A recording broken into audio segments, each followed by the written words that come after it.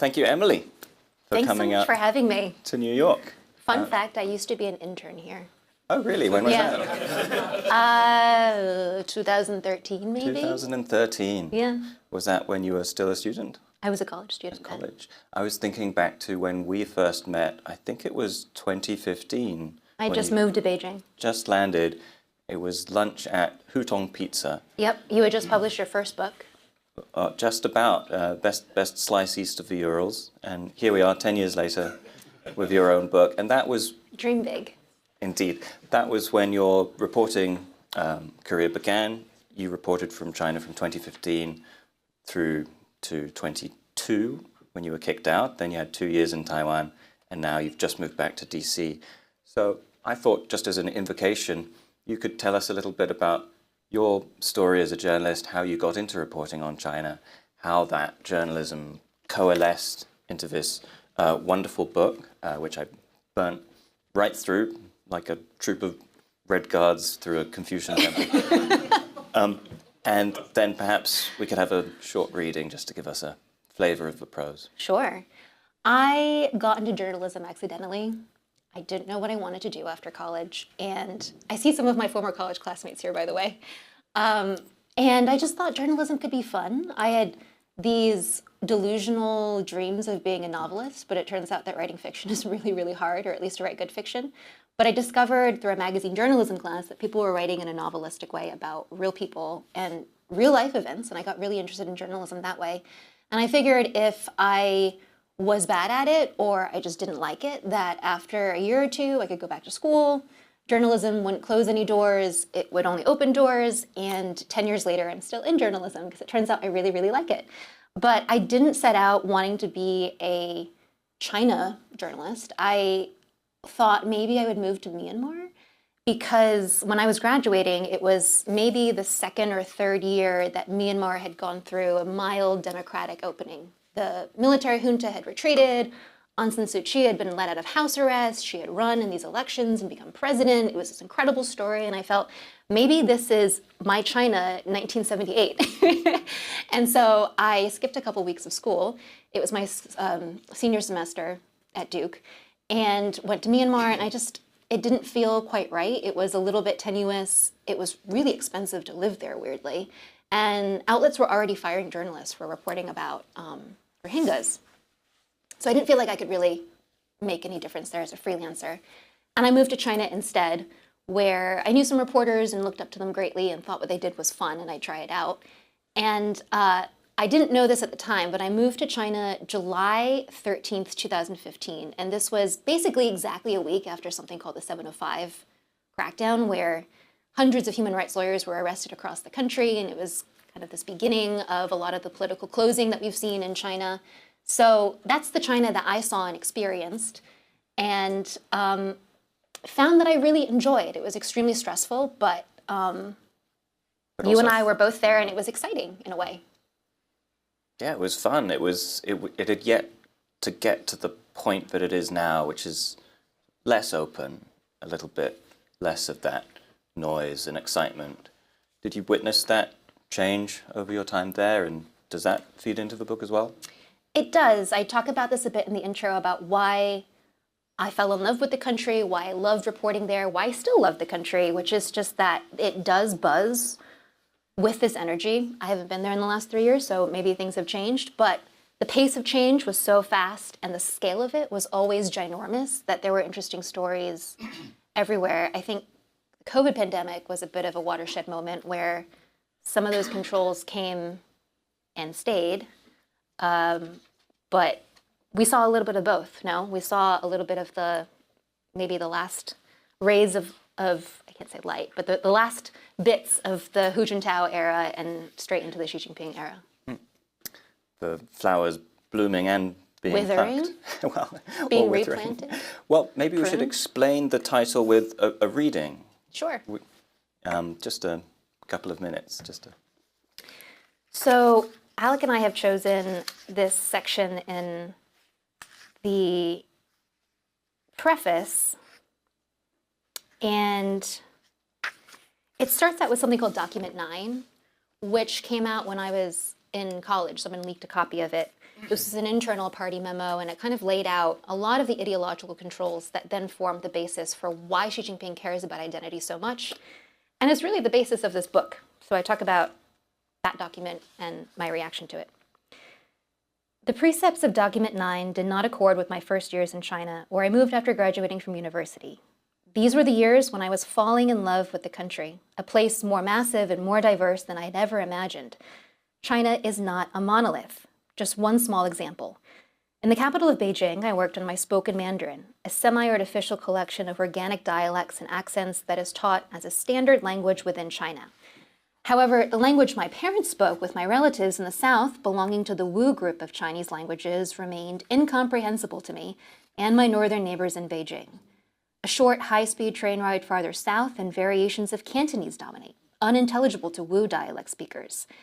In university, I had read in a history class about Chairman Mao's exhortation to let 100 flowers bloom, let 100 schools of thought contend. Mao would later persecute many of the independent thinkers who heeded his call for free expression. After I moved to Beijing, however, I got a small sense of what a Chinese society, intellectually unleashed, could be capable of. I met Chinese beatniks and writers, activists and models. Most of them had been born and raised outside of Beijing, and from them I learned about the rhythms of life and the local histories of different provinces. They brought me to events on queerness, on the rule of law, on labor organizing. For the first time in my life, I heard new ideas and read essays in the Chinese language that challenged my old patterns of thinking. I also traveled all the time. On assignment, I crisscrossed the country, visiting everywhere from mining communities and factory towns to religious sects and communist pilgrimage sites. On weekends, I took short trips to see the ocean, the mountains, and the mighty rivers that bisect the country. I especially loved the landscapes of the Northwest and provinces like Gansu, Ningxia, and Qinghai, which looked more like the surface of Mars than the scenes of canals and willow trees I found in the Chinese watercolor paintings I had grown up with. Begrudgingly, I realized Chinese authorities might be right. My identity was in part Chinese, despite my birth and upbringing in the United States. My love for living in China stemmed from discovering that a kernel of who I was magnified across an entire country. I just was not Chinese in the way authorities narrowly prescribed.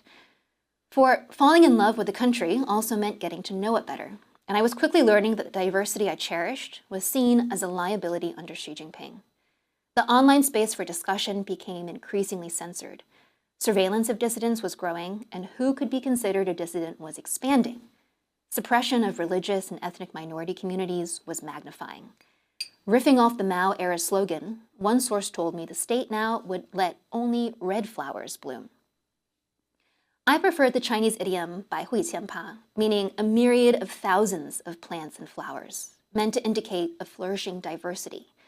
The idiom better reflected what drew me to reporting in China in the first place. The ability to briefly be allowed entry into the lives of people in one nation-state who ate, thought, spoke, and behaved entirely differently from one another. And of course, a resilience that kept those people true to themselves, even in the face of enormous intimidation and pressure to conform. These became the central themes in my reporting, and their stories are the ones that stayed with me in the years after I left China.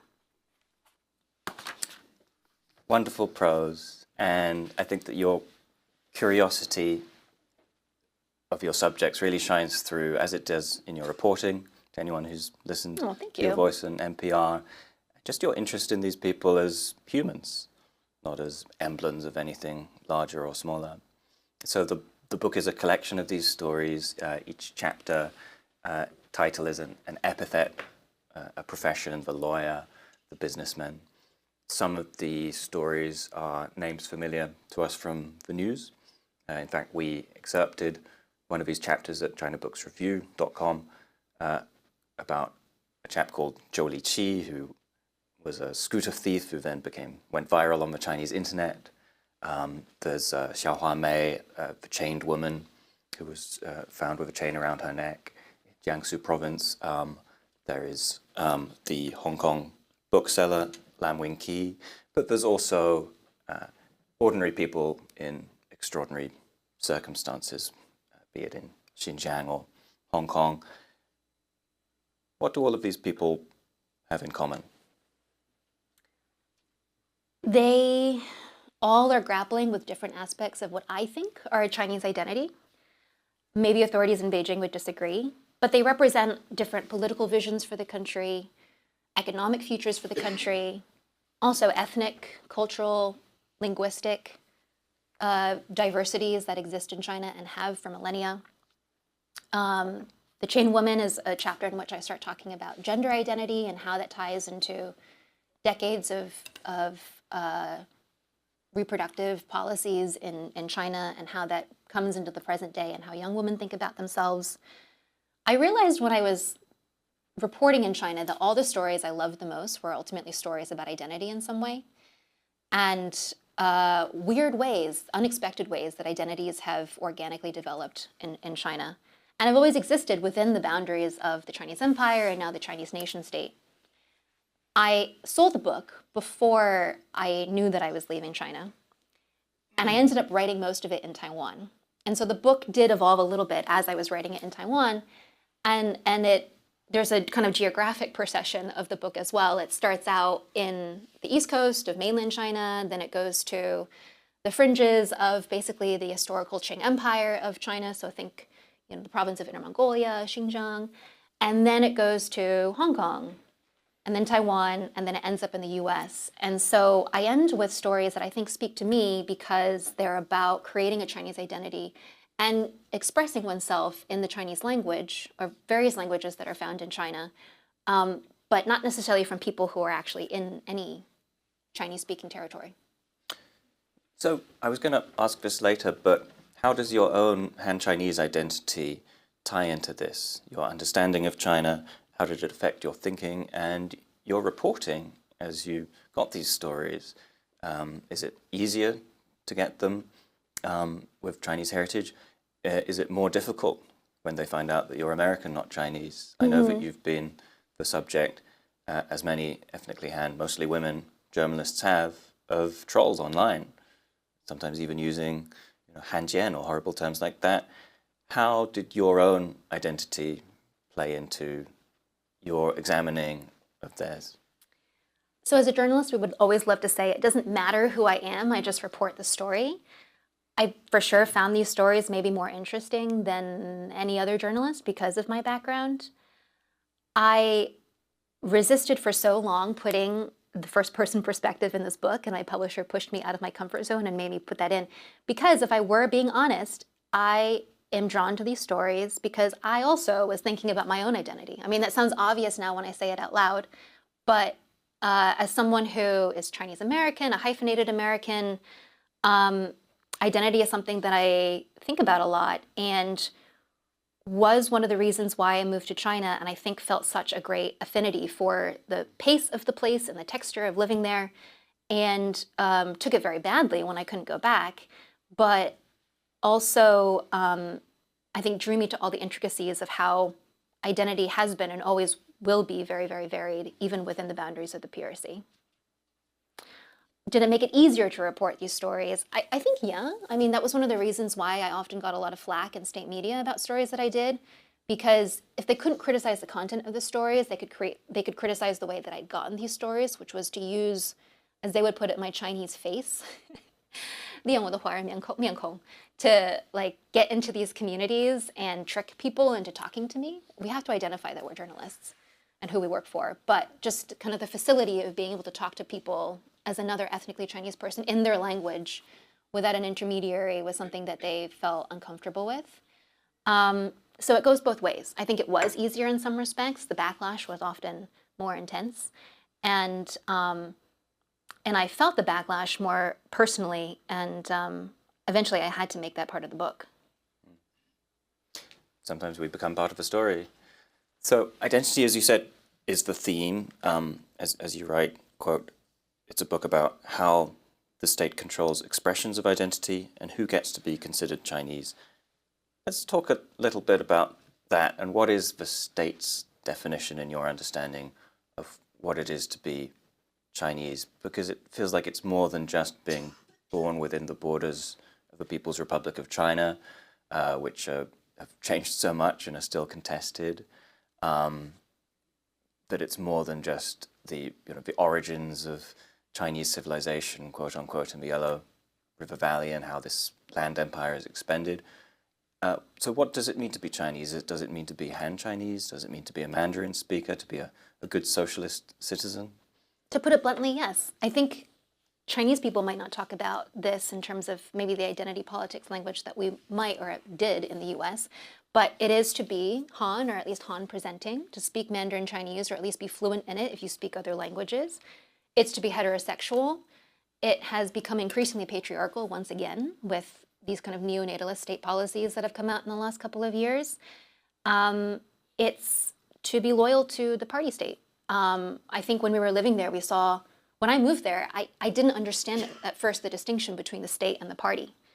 The party really wasn't visible to me when I first moved there for the first year or two in China. And it was as we progressed, especially during the COVID pandemic, that you started to see the way that the party state melded together. And in fact, it was usually the party that took precedent and integrated itself into every layer of people's lives. And so even if these are not stated explicitly, I found these threads of identity and of trying to shape how people thought of themselves and thought of themselves as a nation state, underpinning a lot of the particularly national security and ethnic policy that was happening in the country and that make headlines about China. And to be fair, like other countries need a unified identity. The United States is constantly thinking about who are we as Americans, as a diverse country of states patchwork together.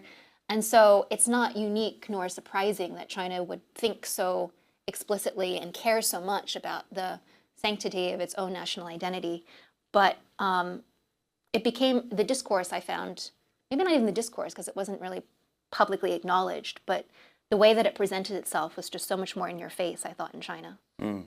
Let's hone in on Xinjiang, on a fringe case. You've spent a lot of time in Xinjiang on reporting. It's something familiar to readers from recent news.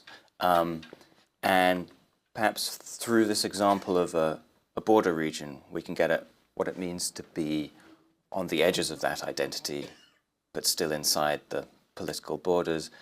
Several of the chapters in the middle of the book focus on this. There's a wonderful story of Abdulatif and Maryam, who was arrested, and also a separate chapter on Yusuf, who has faith. Xinjiang's an interesting case because it was previously independent and then brought into the Qing, then independent, then brought into the PRC. The name of the province literally means new frontier. So for a place like that, and especially in this sort of recent history, the effort to make it like the rest of China, this Sinicization or Hanification, which is really at the heart of what we're talking about here, is that working? Is that possible? On some level, what are your standards for success? I mean, according to their rates, I guess they've quote unquote re-educated a lot of people, and to a degree where they feel comfortable letting them out of concentration camps, essentially. So this was the drive from around 2017 onwards. And it does feel like a different place. The last time I went was 2020, unfortunately, right before the COVID pandemic. And it did feel like a different place then than 2016 when I first went on a reporting trip. I think it's very hard to stamp out identity, though. And so a big theme towards the end of the book becomes diaspora. And there are a lot of diaspora Uyghurs who live in Turkey and Kazakhstan and Uzbekistan who are still keeping the language and identity alive. So no, I don't think it's really worked. But in terms of tying the Xinjiang region economically and politically into the party state structure, yes, absolutely. It's become a place that's become incredibly policed. So it works on the metric of state security, but perhaps not on the metric of extinguishing cultural identity. Yes, and at what cost? So we don't know what the counterfactual is. If they hadn't done this, what would Xinjiang be like today? What could it offer China? Economically, for sure, it suffered enormously under these security drives because even Han businessmen can't survive out there when all of your employees might disappear one day or be told that they have to engage in a security exercise for 3 days instead of going to work. I remember the first couple of years I was reporting on Xinjiang, all these people were complaining to me about how they were told they had to buy baggage scanners and metal detectors because that suddenly became a requirement for stores above a certain size, and that came all out of their own pocket. So there were a lot of there are a lot of costs, both monetary and, well, on the ethical level, that that were not measured.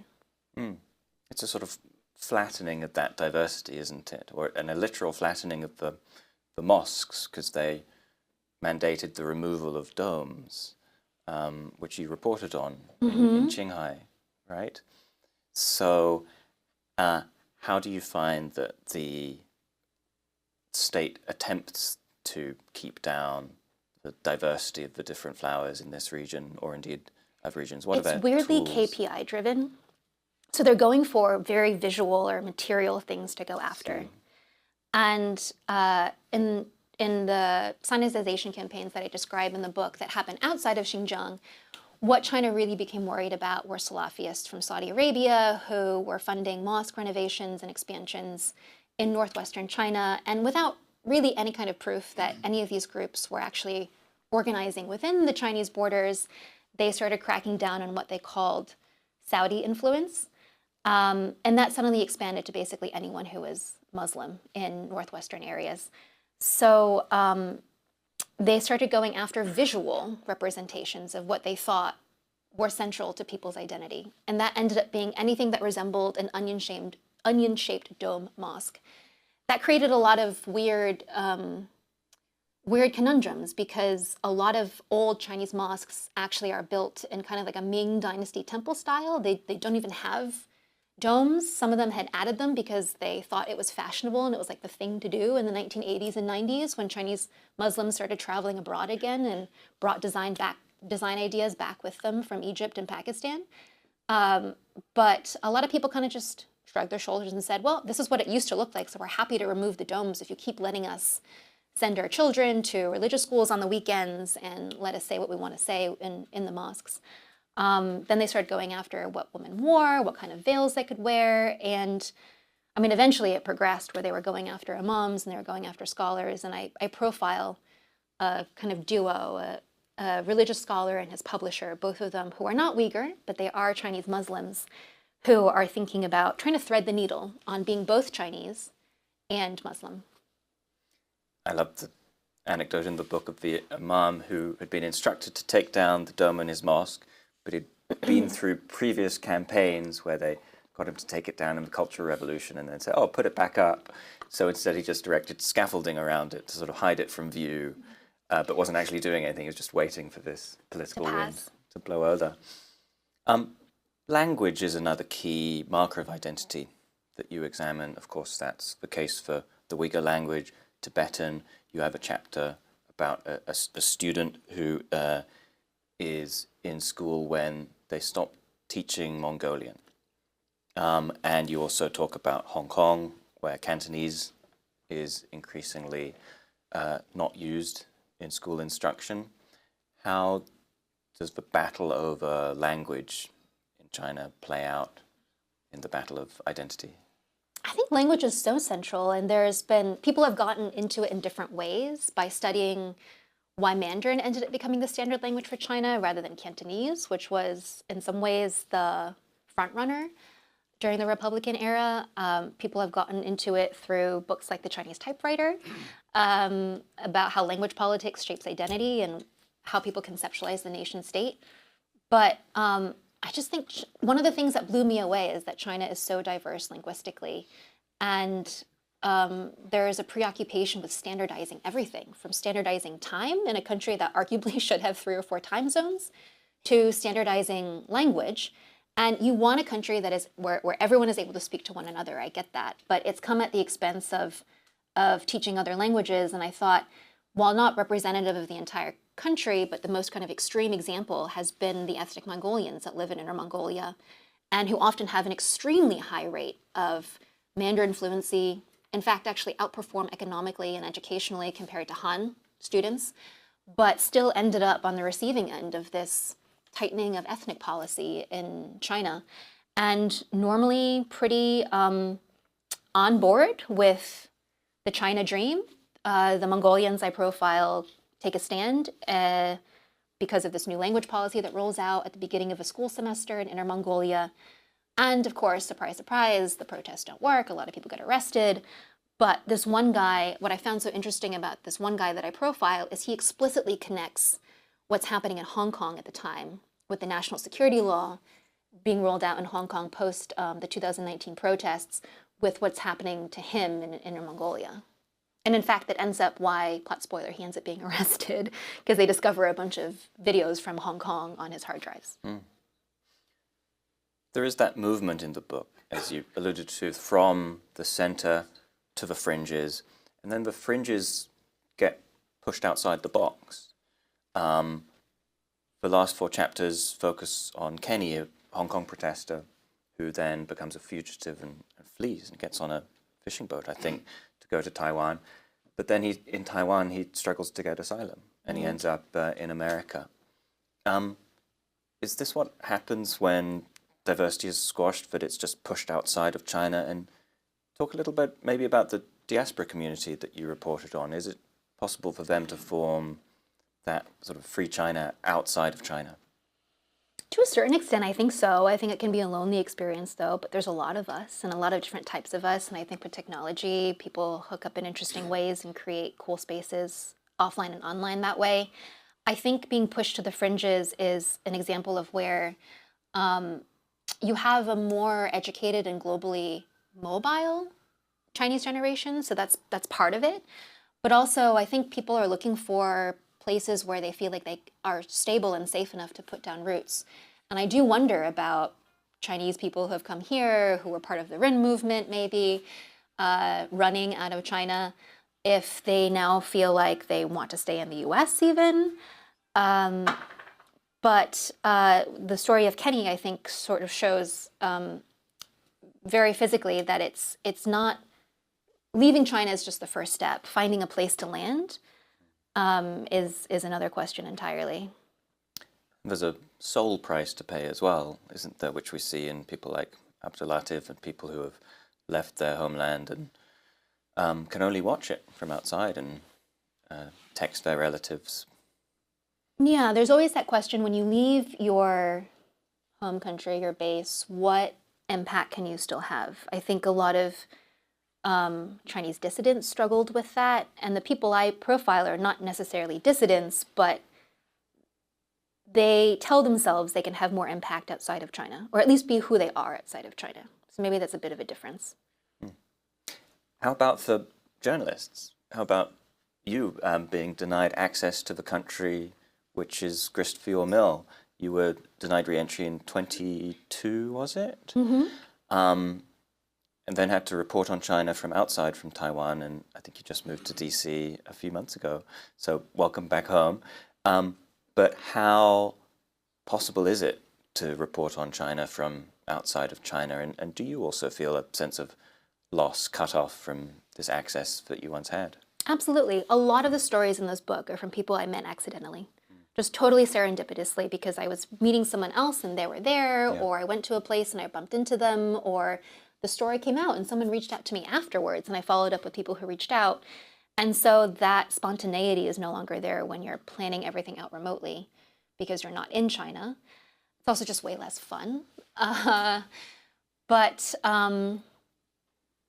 yeah, I do feel that loss keenly. At the same time, I sense that our attention as English speakers has moved elsewhere for the last couple of years. And there's still amazing journalists, Chinese and foreign, who are on the ground in China right now and doing enterprise work, original work. And I don't see it getting the same kind of play or space that it did even during the COVID pandemic.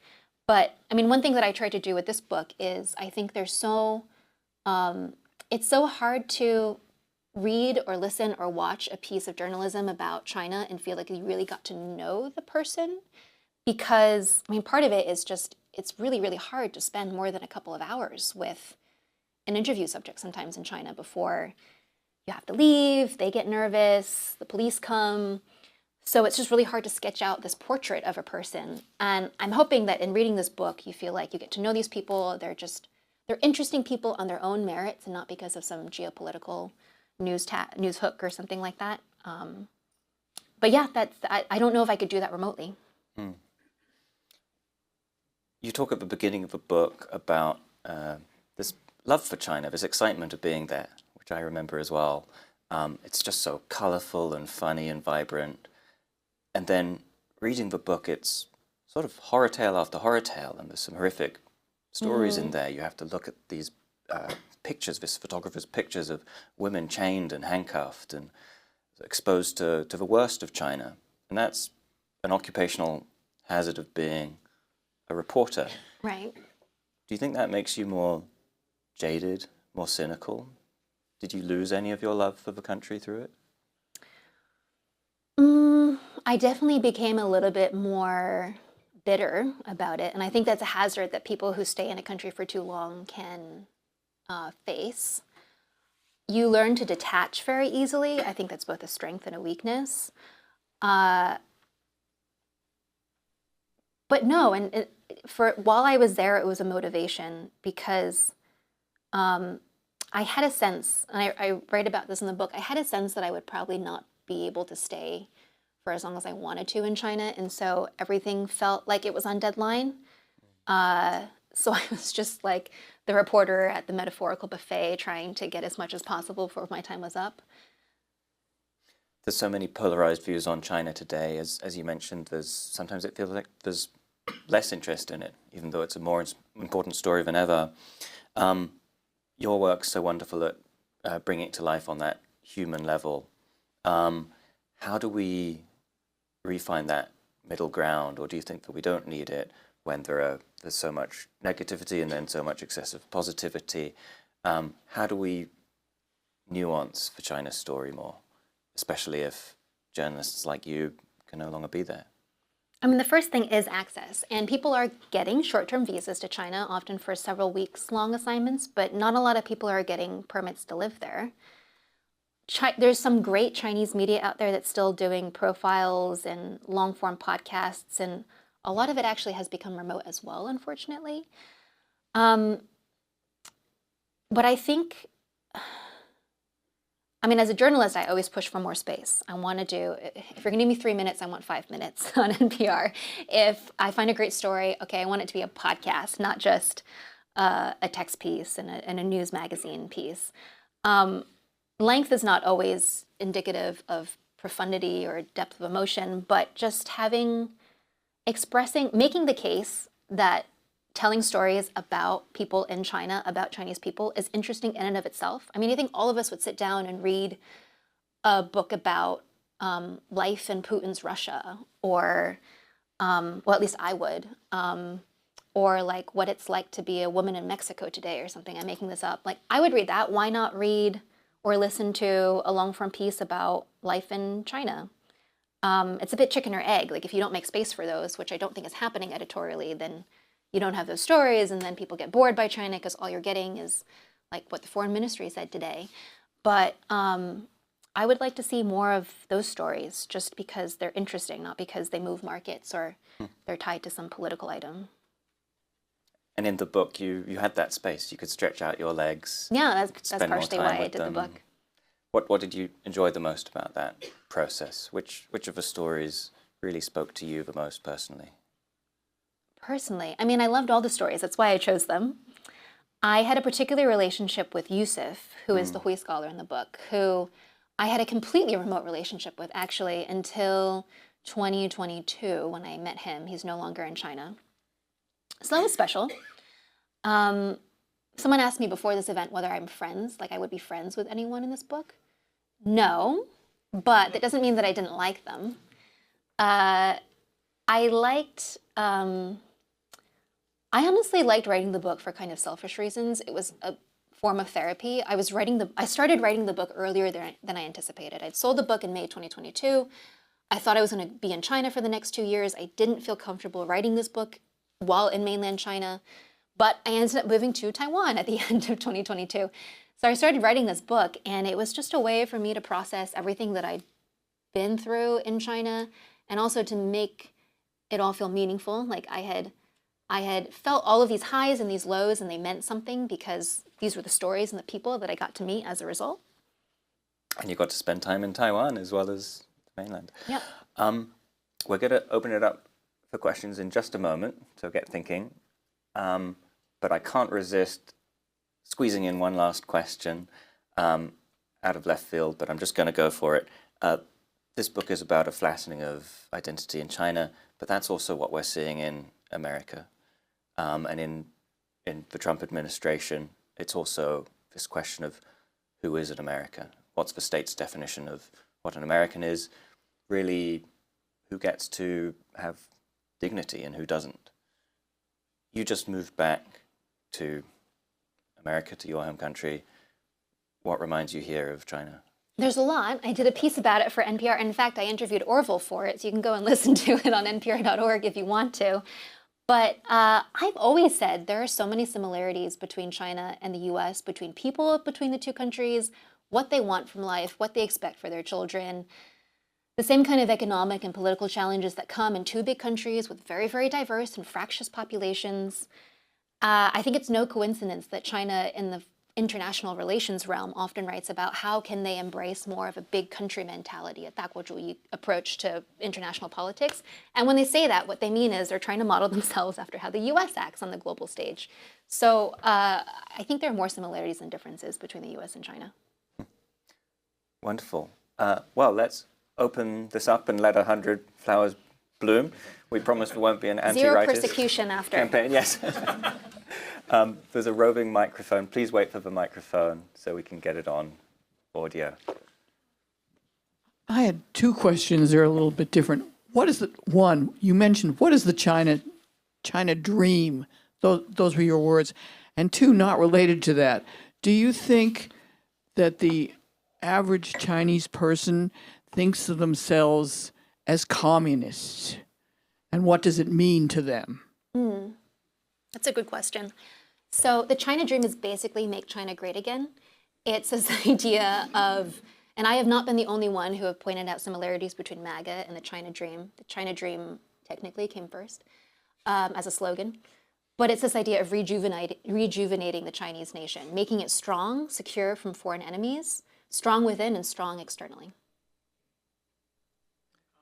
And the communist thing, that's super interesting. Around the 100th anniversary of the founding of the Communist Party, there was so much stuff about what does it mean to be a Communist Party member today? Because China today is not communist. It's not socialist. It is kind of a post-capitalist, half-developing, half-developed country. And the themes that I drew out of all these documentaries and propaganda posters and pilgrimage trips that the state was organizing to various communist battle sites, basically, around China, was they really wanted to inculcate this idea of resilience. So identifying with the communist cause, identifying with eternal revolution, was this idea of constantly striving for a better country and being willing to go through hardship to get there.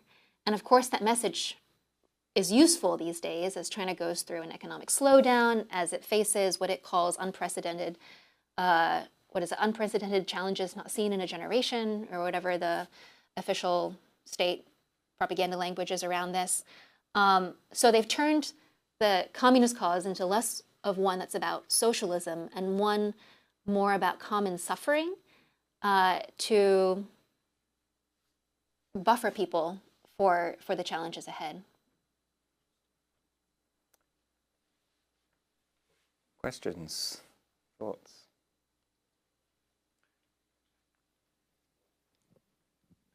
Why were you not allowed to stay? And can you talk a bit about the process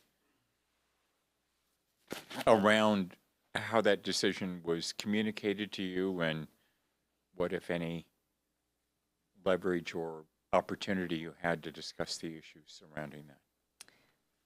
I didn't go into the details because it's actually quite bureaucratic, but I had a residence permit for China, and then during the COVID pandemic, that foreigners with residence permits couldn't come back into China. They closed the borders.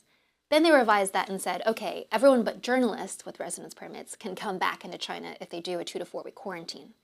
Then it became, okay, even journalists can come back to the country and do a quarantine, except for American journalists working for American outlets. So just with every broadening of the travel rules, I was still getting left out of them until finally the end of 2021, Then President Biden, Xi Jinping had a video call, and they agreed afterwards American journalists can go back and forth. So I booked a vacation for that spring. It was really hard to get flights then, hence the delay. Renewed my residence permit right before I left, but also because of US-China political tensions, they shrunk my residence permit from 12 months to 3 months 2 years before. So I was already in a bit of a tight time window. But they said, the foreign ministry said, no problem, just tell us 2 weeks before you get on your flight, we're going to give you a re-entry permit. It's just a matter of paperwork, and you've already renewed your residence permit anyway, so it should be fine. So I go and I apply for this re-entry permit at the end of my vacation, and everything's going along. They're asking for more documents. They asked for my flight details, and then 2 days before my flight, just total silence. I got ghosted by the Chinese government. So I miss my flight, and I get in touch with the State Department. They're very concerned because they were hoping to get more visas for US journalists. And this ability to travel back and forth was seen as this tiny diplomatic win, and they were hoping to leverage that to show that there was more goodwill in the relationship and they could ask for more press freedoms as a result. So they got very concerned that this was a bit of a setback, and they got in touch with the then Chinese ambassador to the US at the time, Qin Gong, who we know is no longer very useful as a diplomat. He's disappeared and been stripped of his titles. He said he had no idea what was happening. We got in touch with Chinese officials and diplomats back in Beijing, and they gave all sorts of different answers from, we just lost her application, is what one Politburo member told us, to you've broken laws and regulations, and that's why we're not giving you a re-entry permit, to it was Emily's fault, she let her residence permit expire, to something happened with a Chinese journalist on US soil, and so this is retaliation. So I got all sorts of different explanations, and someone tried to sue me around this time as well, so then having a criminal record would preclude me from being able to get a visa. So there were all sorts of weird things going on, and ultimately I can't really say why. I think I was doing good reporting. Some of it was quite hard-hitting and critical. Not all of it. There's things about Chinese history, culture, society, environment that I was doing that I thought on the face of it was really, really positive about China. But it was unvarnished. I did stuff that I know that they didn't like. But other foreign correspondents were doing that too. So I really don't know why. Hi there. Back here. Oh, hi, Zach. Hi. Could you talk a little bit more about your writing process, both when you have a really good story and also what it meant for you to share this book with your friends and family when it came to the editing process? My measure of success is if I feel so excited about a story, or if I've told a story that has made someone so excited that at the next happy hour, cocktail party, birthday party, whatever, and someone asks, what have you been thinking about this week? Either I or the listener or the reader is like, I have this crazy story, you won't believe what happened, and you just want to tell someone else. So that's how I feel when I have a really good story or when I feel like I've told a good story. And in terms of writing process, it's going to sound unglamorous. I live with my parents and outsource. I wrote half the book at my parents' house because they are wonderful and they give me a lot of space and they take care of all of my physical needs and do my laundry. And I can just focus on the writing for 15 hours a day. So that's how I did it. Thank you, Mom and Dad. Hi, Emily. I'm a journalist too. I'm a fan of your work, of your journalistic, and looking forward to read your book. I know you've been writing about China and doing podcasts, and now this book, writing about China to the English reading audience for a while now. So I just wondered, do you think the Western audience understanding of China, especially on the human nuance level, has advanced in any way? And if yes, how? Thank you. I think it has because people can talk to each other online at the very least. That was the beauty of years ago Clubhouse, and then this year Little Red Book or Xiaohongshu. I don't know what it's called in Red English. Note. Red Note. Sorry. Red Note. And for a while before COVID, there were more people studying in China, and there's still a lot of Chinese people studying here. So I think there is still way more exchange and interaction than in years previous. Like when I talked to my parents about what they knew about the US and what Americans asked them when they first moved to the US in the 1980s, it's just, we're eons beyond that, even if people have never been to China. I feel like the average person knows a little bit more about Chinese culture and maybe not politics, but at least the culture. But there still isn't the same level of attention paid on non-Western countries. And that was made evident to me over and over again over the last decade of my career, but I think it was the most obvious to me when I did a stint before moving to the US in Israel-Palestine, and I was like, you mean we're devoting, we had at one point like 10 journalists covering an area of 6 million people, and in China we had, at our height, 4 people covering 1.3 billion. And you can argue maybe some news is more useful to American, whatever, but like just that disparity is huge. So there's so many stories that we're missing because we don't have a lot of people there.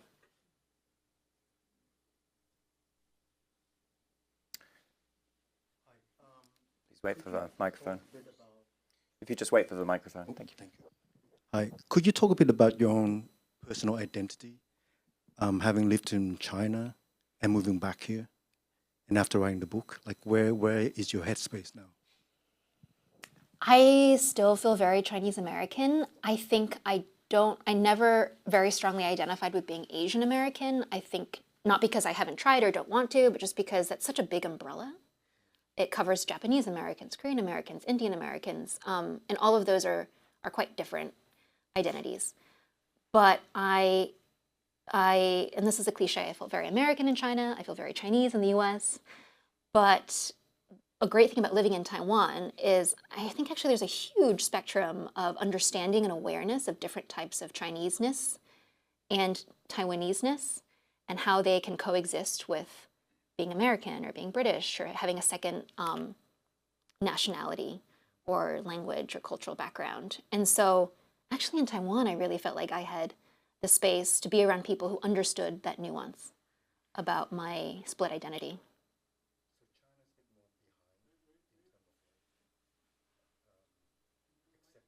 If you wait for the mic, we need to pick up. So do you feel like China is more behind with being open, accepting to, other cultures? I wouldn't say behind because it's a bit of a judgment, but just I think there isn't as much open discussion about it.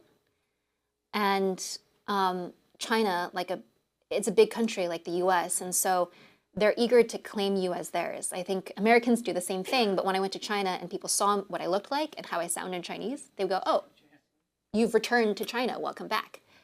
But I wasn't born there, I never lived there. I don't have a Chinese passport. Why am I back in China?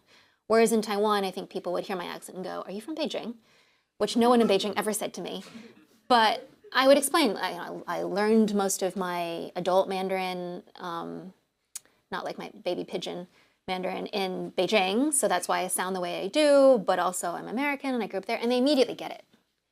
And so that just made existing easier.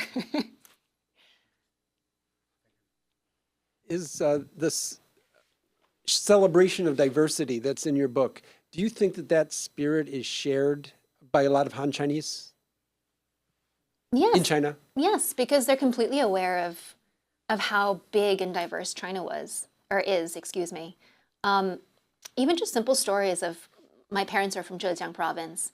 One of them went to college in Jilin and another in Gansu and Lanzhou University. And the way that they talked about their fellow students when they first met other Chinese people who were not from the tiny little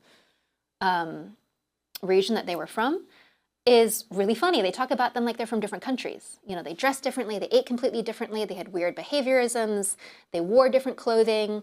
Then when they moved to the US and they started meeting Taiwanese students and Hong Kong students, they would laugh at the Taiwanese students who would wear flip-flops even in the winter. And just like, they described these people as if they were coming from different countries, but they were actually, for the other Chinese students, they were all part of the PRC. So no, I think that's like baked into this awareness that you're part of a bigger web of identities and civilizations under the umbrella now of what is the modern People's Republic of China. The party doesn't share that. Wait for the mic. The party doesn't share that.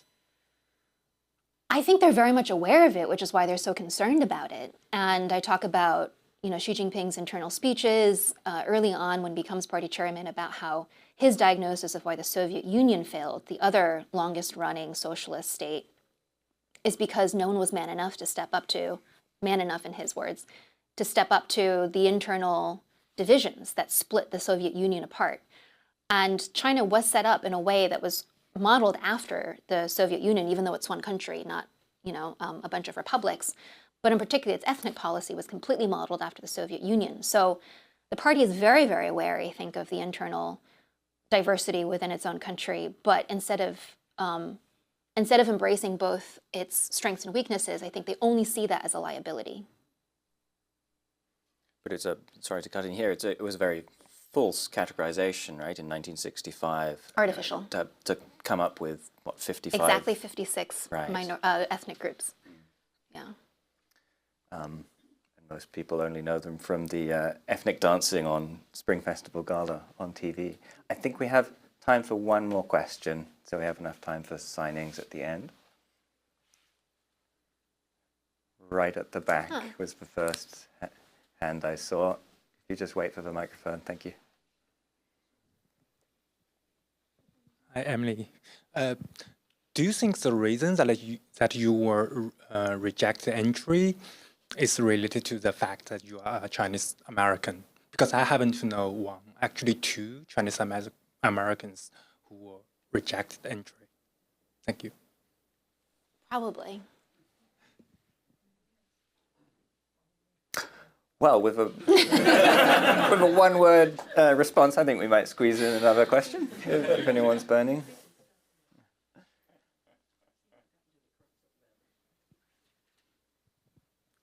Hi, Emily. Hi. I was just wondering what's next for you in your career? That's a good question. I don't know. I mean, on paper, I am supposed to cover U.S.-China relations. I'm based in D.C. now for NPR. How can I have the most impact? What kind of stories do I want to tell? Don't know. I'm still trying to figure that out. It's my second month of living here after a decade away. Wonderful. Well, we very much look forward to listening to your stories and reading them as you're based here.